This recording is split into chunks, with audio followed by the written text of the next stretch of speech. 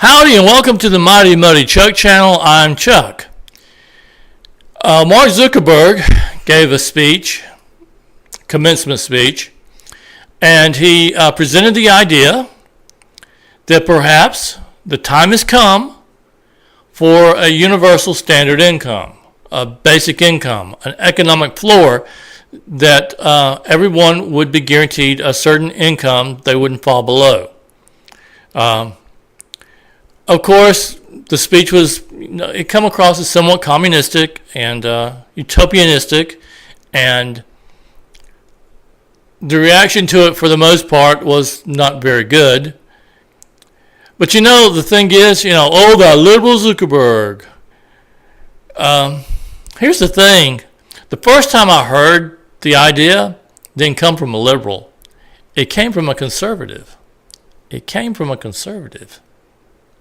Yes, it did. Now you may ask, why would a conservative support income redistribution? Why would a conservative support such a thing? That's not the way I understand the way conservatives think.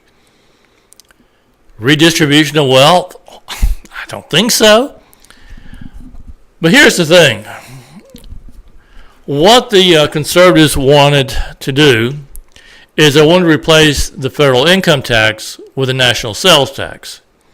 And a sales tax by its nature is regressive, it hurts poor people, and it's recessionary. There are walls in the economy, and if you raise a price up where it hits that wall, you're not going to make sales. And that sales tax can increase prices to the point that it can kill sales, and that makes a sales tax recessionary. It can reduce the actual sales in the economy. And poor people are hit by that wall, that I can't afford that wall. They're hit by it more than, people with more money. But even people with more money will say, okay, I don't want to spend that much on this. No. So a sales tax is recessionary because it can push prices above what people want to pay. So the conservatives said, okay, here's what we'll do. To make the national sales tax less regressive and less recessionary, we will rebate part of the money back to everybody in the country. All the money will go into a pool, and a percent of that pool will be divided equally among everybody in the economy. And that would make the national sales tax less regressive and less recessionary. But my point is, it would also establish that universal standard income. It would establish that basic income. It would establish that economic floor for everybody within the economy. And that has other benefits that also appeal to conservatives. So what would it do that would appeal to conservatives? Okay. If you're already giving people a basic income, if you've already established an economic floor, what are you going to do away with? What does that open up that you can do away with? You can do away with the majority of welfare. And I'm not saying you could totally do away with welfare, because you're always going to have the government wanting to do some level of social engineering. They're always going to want to do that. So I can't say that you would totally do away with welfare, but you would do away with probably about 90% of it. And you do away with the bureaucracy that goes with that, and you would do away with the corruption that goes with that, because everybody would be getting a flat amount from the redistribution of that national sales tax. Everybody would be getting the same amount. No means testing. So without means testing, you don't invite corruption. And without making it complicated, by keeping it simple, you don't invite corruption. It's complications. Making things complicated is where you invite corruption. A con artist likes to make things complicated. That's how they operate. That's the reason politicians take something that should be very simple and make it as freaking complicated as they can make it. I mean, Obamacare, and if you're for or against, that's not what this video is about. But it was made complicated for a reason. That's my opinion. It was made complicated for a reason, and it wasn't to create an honest system. But that's a different subject. The subject at hand is how a national sales tax and the redistribution of wealth that would go with that could be used to do away with the majority of welfare. And that is something that appeals to conservatives. Okay, now what else? What else? What else could you do away with if you establish a national standard of living through income redistribution from the national sales tax? What else could you do away with? Think about it. What else could you do away with? You could do away with welfare, the majority of welfare, not all of it, but the majority of it. What else could you do away with? You could do away with the minimum wage, and that appeals to conservatives. Now, you may understand why a conservative wants to do away with the minimum wage. They generally make the case, they want to do away with minimum wages, and they never want to raise a minimum wage.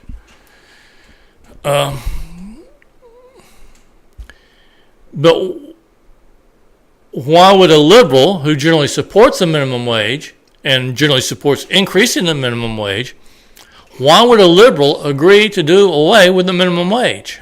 Why would Zuckerberg, who's, there are times I may demonize him, but he's not a bad person. He's really not a bad person. Why would he want to do or agree? He may not want to do, he may not even thought it through. I'm not sure. Maybe he has, maybe he hasn't. I don't really know. I'm not in his head. I don't know. But why would a liberal like Zuckerberg agree to do away with the minimum wage? Okay, you've already established that minimum income through the redistribution of money from the national sales tax. So you've established that economic floor. So people don't really need that minimum wage anymore because you've already established that minimum for them through that sales tax and the redistribution from the sales tax. Okay, now this goes back to actually what Zuckerberg was talking about. What would be the benefit of doing away with the minimum wage? Okay, you got startups, small businesses, mom and pop businesses, maybe a group of teenagers getting together to form a business, maybe 20-somethings forming a business, but a group of people that want to form a business. Okay, when they've got that economic floor, that base income, they can afford to do it because they can afford to work at that business, to endeavor with that business without drawing money back out of that business. And more to the point, if you're a poor person and you got something to contribute, you can go to these different startups because you've now got, you don't have a trust fund like rich people, but now you've got that standard minimum of living, and that's what Zuckerberg was talking about. So you can go to these businesses and you've got skills. You may be poor, but you got skills. You actually can make things happen. You would be a good worker for that startup. A startup that can afford you they would want you.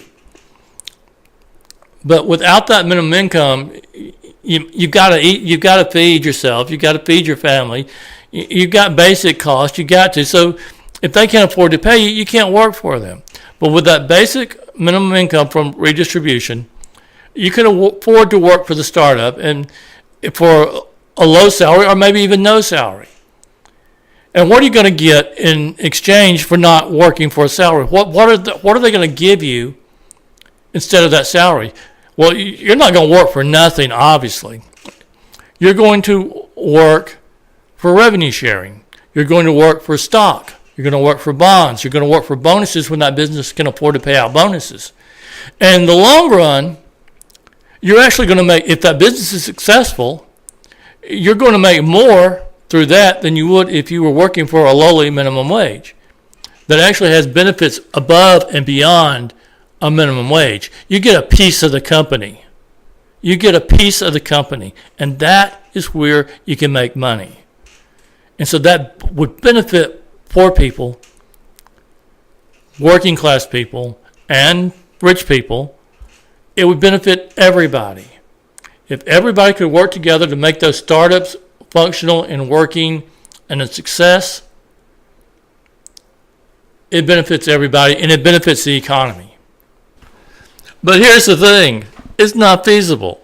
If you work out the math from a national sales tax, it doesn't raise the amount of money that the country would need to do what the conservatives wanted to do. It's the system that they were trying to work out, no matter how admirable, just like no matter how admirable what Zuckerberg was talking about, if you try to do it through a tax structure, it doesn't work. And you know what's really depressing? What's really depressing is you give our current debt growth, what we're doing now is not feasible. What we're doing now in the long term is not going to work. There's a structural problem there that simply does not work. It's just like Obamacare. You can talk about how wonderful the goals, the ambitions may have been. Give them a benefit of doubt. Say that they're actually were there to try to help people. There's no reason not to believe that the liberals were trying to help people. There's no reason not to believe that their goals were admirable. But the system, it's not feasible. You can have all these great ideas and want to help people and want to create a functioning economy that doesn't have those recessions and depressions, and that you got that floor, that economic floor that you pretty much know is needed in the economy to prevent the bad decisions of others from totally screwing households up. But you've got so much. People talk about communism and capitalism, but the truth is, it doesn't matter which system you're talking about. It's heavily laden with economic centralism. It's heavily laden with these centralized forces, these giant corporations in some cases, the Federal Reserve, the government. And when you got these centralized forces working in the economy and making decisions in the economy, screw-ups happen, and those screw-ups can be massive, major, and devastating. When economic centralism is prevalent in the economy, the more prevalent it is in the economy, the more likely bad decisions are to be made, and the more likely those bad decisions are to cause a lot of pain and hardship. Economic centralism is a problem.